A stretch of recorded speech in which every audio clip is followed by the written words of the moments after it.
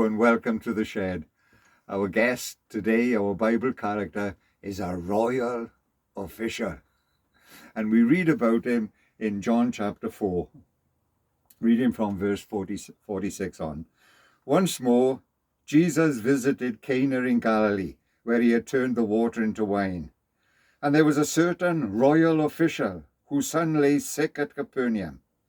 When this man heard that Jesus had arrived in Galilee from Judea, he went to him and begged him to come and heal his son, who was close to death. Unless you people see miraculous signs and wonders, Jesus told him, you will never believe. The royal official said, Sir, come down before my child dies.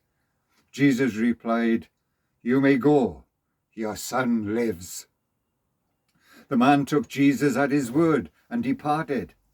And while he was still on the way, his servants met him with the news that his boy was living. When he inquired as to the time when his son got better, they said to him, The fever left him yesterday at the 7th hour. Then the father realized that this was the exact time at which Jesus had said to him, Your son lives. So he and all his household believed. This was the second miraculous sign that Jesus performed, having come from Judea to Galilee. And the reading ends at verse 54 of chapter 4. So this royal official who served in the royal household, possibly Herod Agrippa, and his son is sick unto death. And he hears about Jesus and he comes and he asks, Lord, will you come and heal my son? And the reply of Jesus, you people, and it's the plural you. So he includes this royal official with the crowd around him, the Jews. And he says, unless you see a sign, you will not believe.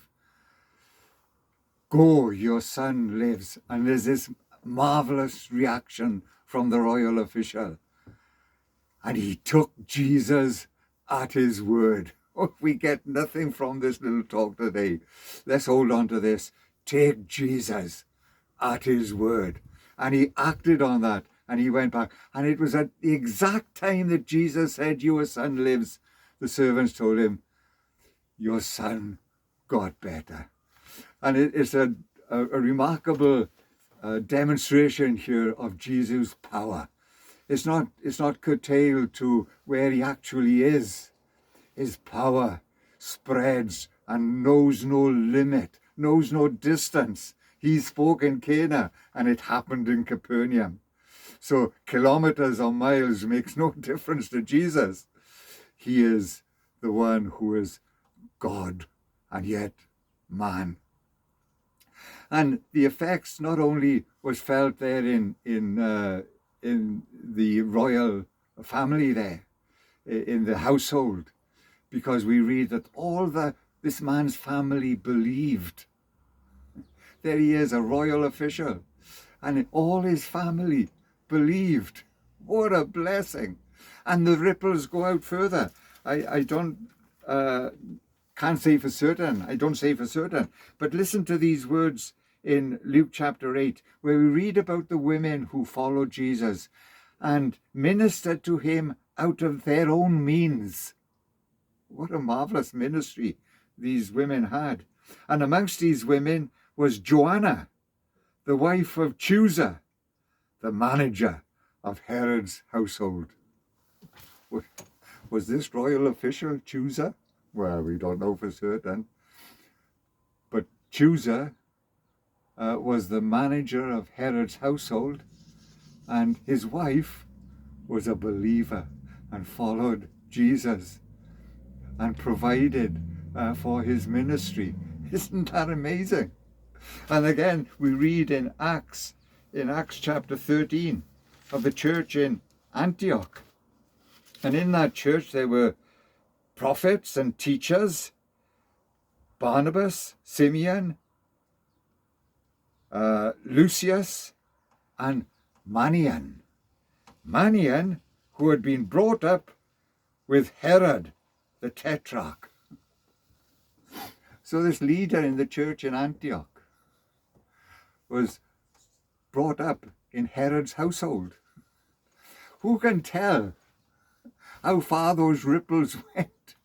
Isn't it amazing? The story starts off with a sad part, the problem of this man's son being sick, and it ends up with the family of the royal official becoming believers, and perhaps the manager of Herod's household, his wife, becoming a follower of Jesus, and Manaen, brought up with Herod, becoming a believer.